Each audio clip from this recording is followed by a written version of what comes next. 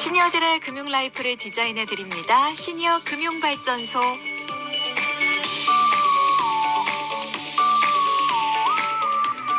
한 달에 한 번 알아두면 행복해지는 금융 이야기 나눠봅니다. 시니어 금융 전문가 송갑헌 선생님 모셨습니다. 어서 오세요. 네, 안녕하세요. 네, 선생님 한 달 어떻게 보내셨어요? 예, 지금 날씨가 엄청 춥습니다. 그래서 그 실내 활동을 많이 하고 있잖아요. 그래서 겨울철에는 몸이 움츠려지니까 저 같은 경우는 이제 겨울철 건강을 위해서 의도적으로 활동량을 많이 늘리고 있습니다. 그래서 그러세요? 예, 매일 헬스장을 다니면서 운동을 네. 하고 있고요. 또 운동을 하면은 움츠려진 혈관이 또 확장되고 있잖아요. 네. 예, 그리고 저는 또 2026년도에 강의나 컨설팅을 준비하기 위해서 책도 읽고 또 금융 은퇴 설계 관련 자료도 준비하고 이렇게 지내고 있습니다. 그러시군요. 예, 예. 아니 안 그래도 한 달 전보다 훨씬 안색이 좋아지셨어요. 아이고, 감사합니다. 네. 예, 예. 이렇게 좋아하는 일도 하시고 네. 자기 관리도 꾸준히 하시고 운동도 하시고. 운동하면 일단 엔돌핀이 흐르고 건강에도 좋을 것 같습니다. 그렇죠. 네. 네. 저도 열심히 해야겠습니다. 오늘 준비해 주신 주제 더 기대가 되는데요. 예, 예. 오늘은 새해부터 달라지는 여러 제도 소식 준비해 오셨다고요? 예, 그렇습니다. 예, 가장 먼저 최저임금 인상부터 전했으면 합니다. 최저임금 인상 소식이요? 예. 최저임금이라는 것은 국가가 노사 간의 임금 결정 과정에 개입해서 임금의 최저 수준을 정해서 사용자에게 최저임금 이상의 임금을 지급하도록 법으로 강제해서 저임금 근로자들을 보호하기 제도인데요. 네. 금년 1월부터 시간당 최저임금이 지난해 1,030원에서 290원이 오른 1,320원으로 인상되었습니다. 네. 최저임금은 지난해보다 290원이 올라 8시간 기준으로 최저임금이 82,560원이고 하루에요. 그리고 주 40시간 기준으로 월 환산을 하면은 215만 6,880원이 됩니다. 네. 예. 이렇게 새해는 소득과 직접 예. 연결되는 제도들이 하나 둘 예. 달라지고 있는데요. 이와 함께 이 생활과 직결되는 또 하나의 변화죠. 예. 올해부터는 내연기관차를 전기차로 바꾸면 보조금을 더 받게 된다고요? 예, 그렇습니다. 올해부터 그 내연기관차를 전기차로 바꾸면은 보조금을 최대 100만 원을 더 받게 됩니다. 네. 예, 정부의 전기차 보조금 개편안에 따르면은 올해 전기차 보조금 예산 단가는 작년 수준을 유지하고 휘발유 차즉 내연기관차 차주가 내연차를 폐기하고 전기차로 갈아탈 경우에 최대 100만 원의 추가 전환 지원금을 지급하고 있거든요. 그렇군요. 이에 따라서 그 중형 전기차의 경우에는 기존에 한 580만 원 정도이던 보조금이 680만 원으로 늘어납니다. 네. 물론 이건 정부에서 준 보조금이고 지방자치단체별로 또 별도의 그 지역별로 보조금을 지급하고 있고요. 그래요. 예, 다만 이제 그 전환 지원금 낭비와 악용을 방지하기 위해서 그 신차 출고 후 3년 이상이 지난 내연차를 대상으로 하고요. 네. 또 가족 간의 증여는 지원 대상에서 제외하기로 하였습니다. 네. 예. 그리고 정부는 이제 2030년까지 신차의 절반을 전기차나 수소차로 그 저공해차로 판매하도록 하는 목표를 제시하고 탄소 감축 목표를 달성하기 위하여 전기차 전환을 적극 지원하고 있는데요. 네. 전기차 보조금은 전기차 지원 확대를 하면서 국내 완성차의 그 부품 경쟁력을 확보하고 또 해외 수출 확대를 위한 의도도 있습니다. 그렇군요. 예. 전기차 전환 고민하시는 분들께서 반길 만한 예, 소식인 예. 것 같은데요. 근데 이런 전기차 지원 제도는 우리나라만의 얘기는 아니라고요. 예. 해외 여러 나라에서도 전기차 보조금 제도를 도입하고 있다는데요. 차량을 구입할 계획이 있는 분들은 참고해 보시면 좋겠습니다. 또 어떤 제도가 달라지나요? 예. 금년부터 이제 국민연금 보험료율이 인상됩니다. 네. 예, 작년에 이제 국민연금 개혁에 따라서 국민연금 보험료율이 현행은 9%인데요. 9%에서 9.5%로 0.5%씩 오르게 됩니다. 국민연금 고갈 문제를 해결하고 또 국민연금의 지속 가능성과 노후의 생계 보장을 위해서 금년부터는 보험료율이 향후 8년간 매년 0.5%씩 단계적으로 인상되거든요. 네. 그래서 2033년에는 13%에 이를 예정입니다. 이는 이제 98년도 이후에 28년 만에 처음으로 이제 보험료 인상이 있었는데요. 급격한 인구 고령화와 저출산에 대비하고 또 미래 세대의 부담이 커지는 상황을 반영하여 또 재정 안정성을 높이는 측면이 있습니다. 네. 예, 보험료 인상에 따라 가입자의 월 부담액이 늘어나는데 예를 들어서 이제 국민연금 전체 가입자의 월 평균 소득이 한 309만 원 정도 되거든요. 이때 이제 309만 원 되는 사람을 기준으로 해서 보험료를 보면은요. 사용자가 부담해야 하는 사용자 가입자는 2026년부터 약 7,700원이 더 네. 늘어나게 되고요. 동일한 소득의 지역 가입자는 15,400원에 보험료가 더 늘어나게 되는 것입니다. 네. 부담은 늘지만 예, 예. 이게 노후 안전망을 강화하기 위한 조정이라는 예, 설명을 맞습니다. 해주셨습니다. 그렇다면 이 보험료율 다른 나라들과 비교하면 어느 정도 수준일까요? 예, 참고로 OECD 경제협력개발기구 주요 회원국의 그 국민연금이나 공적연금 보험료율은 프랑스는 27.8%, 네. 스웨덴은 22%, 독일 또한 18.6% 정도 되고요. 일본은 18.3% 되는데 35개국 평균이 18.2%입니다. 네. 우리나라 아직 선진국에 대비해서 낮은 편인데요. 참고로 우리나라 공무원 연금이나 사학연금 등의 그 연금은 18%를 부담하고 있습니다. 그렇군요. 예. 뭔가 숫자로 비교해 보니까 예. 우리나라의 연금 제도의 위치가 조금 더 네. 또렷하게 잘 보이는 것 같습니다. 헷갈리는 용어 하나 짚어보고 예, 예. 싶은데요. 이 소득 대체율도 상향 조정된다고 들었습니다. 예, 예. 소득 대체율이 뭔지 설명해 주신다면요. 예, 예. 그 소득 대체율은 생애 소득의 그 자기 생애 전체의 평균적으로 몇 프로를 연금으로 돌려받는지 나타내는 지표이거든요. 네. 그래서 노후에 본인이 그 예전의 소득 대비해서 수령받는 기준 금액이라고 될 수가 있습니다. 그래서 금년부터는 소득 대체율이 기존의 40%에서 43%로 조정되고 있거든요. 결국은 이제 그 보험료 부담은 늘어나지만은 연금 수급액을 그만큼 더 받기 때문에 네. 그 이렇게 제도를 손질한 것으로 보면 될 것 같습니다. 네. 보험료 부담은 늘지만 네. 노후에 받는 연금은 보완하는 방향이군요. 예, 예. 네. 또 많은 분들이 관심 갖는 제도가 있죠. 기초연금 제도도 달라진다고요? 예, 예. 기초연금은 65세 이상 어르신 중에서 소득 하위 70%가 연금 수급 대상이 되도록 소득과 재산 수든 물가 상승률을 종합해서 산정되는데요. 그 노인 가구의 소득 인정액이 선정 기준액 이하인 경우에 기초연금을 수급받을 수가 있는데 기초연금을 받을 수 있는 소득 기준액이 매년 큰 폭으로 오르면서 이제는 상당한 근로소득을 보유한 어르신까지 수급 대상에 포함되고 있습니다. 네. 이 기초연금이 예전보다 훨씬 넓은 분까지 포괄하게 된 것 같아요. 그렇다면 구체적으로 어느 정도 소득과 재산이면 대상이 되는지도 예, 궁금해지네요. 예. 보건복지부에 따르면은 정부가 확정한 26년도 기초연금 선정 기준액은 단독 가구가 월 247만 원, 네. 부부 가구는 월 395만 원입니다.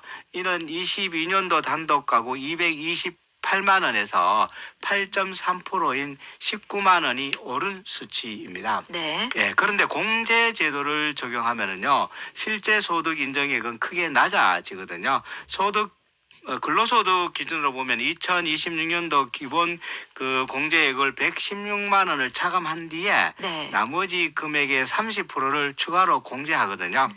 예, 이를 적용하면은 다른 소득이나 재산이 없는 독거 노인의 경우는 이론적으로 월 최대 468만 8천 원의 근로소득이 있어도 소득 인정액이 기준선 아래로 들어오게 됩니다. 네. 그래서 맞벌이 부부인 경우에는 연봉 9,500만 원, 월 기준으로 월 소득으로 795만 원까지도 기초연금 수급 대상에 포함되는 것입니다. 그렇군요. 이게 단순하게 월 소득이 얼마냐 보는 예. 게 아니라 뭔가 공제제도를 적용하면 대상이 훨씬 더 예, 예. 넓어진다는 점. 그래서 65세 이상 어르신 중에서 70%가 수급을 받으니까요. 네, 이 점 꼭 기억해 두시면 좋을 것 같고요.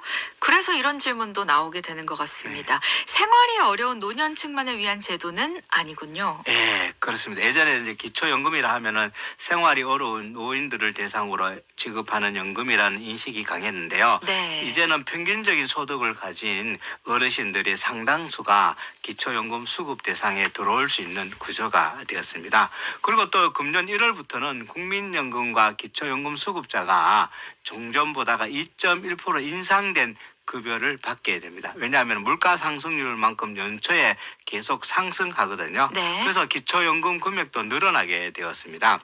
노인 단독 가구가 받는 기초연금액은 지난해 34만 2,510원에서 올해는 월 34만 9,700원을 받게 되고 부부가 모두 기초연금을 받는 경우에도 각각의 산정된 기초연금에서 20%를 감액하거든요. 네. 부부가 받으면은 부부 가구는 월 55만 9,520원으로 기초연금을 받게 될 것 같습니다. 네. 선생님 말씀 들으시면서 나는 그럼 언제부터 해당될까 예, 예. 궁금해 하시는 분들 많을 것 같은데요. 올해부터 기초연금을 받을 수 있는 분들은 몇 년생인가요? 예, 올해부터 기초연금을 받을 수 있는 분들은 61년생입니다. 만 나이 61년생. 기준이죠. 네. 그래서 그 새롭게 65세가 되시는 분이 61년생인데 네. 그 해당 나이가 되신 분들은 61년생들은 생일이 속한 달에 한 달 전부터 신청이 가능하거든요. 신청은 거주지 읍면동 주민센터나 국민연금 각 지서를 방문하거나 인터넷으로 간단하게 신청하면 됩니다. 네, 생일이 속한 달에 한 달 전부터 예, 예. 신청이 가능하시고요. 이게 자동 지급이 아니라 꼭 신청을 해야 되는 거군요. 예, 신청을 해야 되는 겁니다. 네. 그 밖에 또 달라지는 제도가 있을까요? 예, 우리가 이제 노후의 안정적인 생활을 위해서는 일자리와 연금 그리고 현금이 꾸준히 유입되는 구조로 포트폴리오를 짜면 좋거든요. 네. 근데 일자리와 연금 외에도 우리가 배당 소득이나 리츠 투자로 하는 배당금, 채권 투자란 이자 등으로 현금이 매달 그 유입되도록 설계해 놓으면은 안정적인 노후 생활이 가능하거든요. 네. 그 방법이 바로 우량 배당주 분산 투자를 하는 방법인데요. 마침 정부는 자본시장 활성화를 위해서 고배당 기업에 투자하는 배당 소득에 대해서 분리과세를 적용하는 조세특례 제한법을 공포했습니다. 네. 그러니까 이제 고배당을 하는 상장법인의 투자에서 발생하는 소득에 대해서는 분리과세를 도입한 것이거든요. 네. 그래서 2026년 1월 1일 이후에 배당되는 소득부터 적용이 되는데 일정 요건을 충족한 고배당 기업의 투자에서 발생하는 배당 소득에 대해서는 금융소득 종합과세에서도 제외되고요. 네. 지금까지는 배당 소득이 이자 소득과 합해서 연간 소득 금액이 2천만 원이 넘으면은 최고 49.5%까지 누진세가 적용되었는데요. 향후에는 고배당 기업에 투자를 하면은 배당 소득에 대해서만 별도로 과세를 적용하고 끝을 낸다는 거거든요. 그렇군요. 예, 적용 대상 기업은 기준 연도 대비 현금 배당액이 감소하지 않으면서 배당 성량이 40% 이상이거나 배당 성량이 25% 이상이면서 전년 대비 10% 이상 배당을 늘리는 상장법인입니다. 참고로 배당 성량이라 하면은 회사가 1년 동안 벌어들인 당기 순이익 중에서 배당을 해주는 퍼센트지거든요. 네. 그래서 배당을 많이 해주는 기업에 투자하면은요 배당 소득 분리 과세를 해준다는 이야기입니다. 네. 그리고 단순히 배당 규모가 큰 기업뿐만 아니라 실제로 배당을 확대하거나 높은 배당 성향을 유지하는 기업에 세제 혜택을 주는 구조이거든요. 그래요. 그래서 분리과세 세율은 배당 소득 규모에 따라 단계적으로 나누어서 적용하는데 그 소득 금액이 2천만 원 이하인 경우는 14% 세율로 적용을 받고요. 그다음에 2천만 원이 초과되고 3억까지 배당 소득을 받으면은요. 예, 20%까지. 네. 그리고 3억에서 50억 이하는 25%, 50억 초과인 경우에는 30%의 그 세율이 적용이 됩니다. 네. 예, 그래서 이제 그 대주주나 기업 경영주 입장에서도 그 배당소득 분리과세가 되는 거니까 기업들이 배당 확대가 그 아마도 많이 배당을 많이 하지 않을까 이렇게 생각이 되기 때문에 네. 고배당 기업에 투자하는 것도 노후소득을 안정적으로 끌고 가는데 좋은 방법이 되지 않을까 생각합니다. 네. 뭔가 연금에 더해서 매달 들어오는 현금 흐름을 예. 어떻게 설계하느냐가 예. 노후 안정성의 핵심이 되겠군요. 예, 그렇습니다. 네. 그렇다면 또 많은 분들이 궁금해하시는 세금 문제 예. 어떻게 달라질지 궁금한데 배당 소득이 연 2천만 원을 넘으면 세금과 보험료 부담이 커지는데요. 분리과세는 어떻게 받을 수 있나요? 그러니까 이제 우리가 해마다 5월 달에 종합소득세 신고를 하는데요. 금융소득 종합과세율과 비교해 보면요. 고배당 소득일 때 세 부담이 완화될 수가 있거든요. 예, 네. 그래서 배당 중심 투자 전략에 유리한 환경이 될 수가 있을 것으로 보입니다. 그 배당 소득이 현재는 2천만 원 이하는 원천 징수로 종결하거든요. 15.4% 세율로 종결을 하고 2천만 원 초과되면은 그 종합소득세 분리과세를 하든지 종합소득세 그러니까 이제 종합과세 신고할 때 분리과세나 종합과세를 본인이 선택해서 할 수 있다는 것이거든요. 네. 예, 그래서 대상 소득은 국내 투자 현금 배당액이며 그 공모나 사모펀드 리츠나 SPC의 배당은 제외됩니다. 그러니까 쉽게 말하면 그러니까 이제 해외 투자를 한 배당은 분리과세가 안 되는 거고, 네. 그다음 ETF 분배금도 안 된다는 거고, 리츠 분배금도 분리과세 대상이 아니다는 것입니다. 네. 예, 참고로 이제 건강보험료 산정에도 분리과세 배당도 포함이 되고 있습니다. 예, 그래서 우리가 배당 투자를 할 때도 배당주의 그 국내 다양한 산업에 분산 투자하는 것이 좋거든요. 네. 예, 특정 기업이나 특정 산업에 투자하면은 리스크가 커질 수 있기 때문에 국내 배당주에 투자한다 그러면은 금융주, 통신주, 에너지 등 다양한 섹터에 분산 투자하는 것이 좋을 것 같습니다. 네. 이 단순히 세금 혜택만 보고 접근하기보다는 예, 예. 이게 어떤 배당이 대상이 되는지 예, 예. 그리고 건강보험료에는 또 어떻게 반영되는지도 예. 함께 살펴봐야 될 것 같습니다. 예. 네. 지금까지 시니어 금융 전문가 송가펀 선생님과 함께 했습니다. 궁금한 점 있으신 분들 샵 2842번으로 문자 보내주시면 되겠습니다. 선생님 다음 시간에 다시 오시고 말씀 나누도록 하겠습니다. 오늘 말씀 네, 감사합니다. 감사합니다.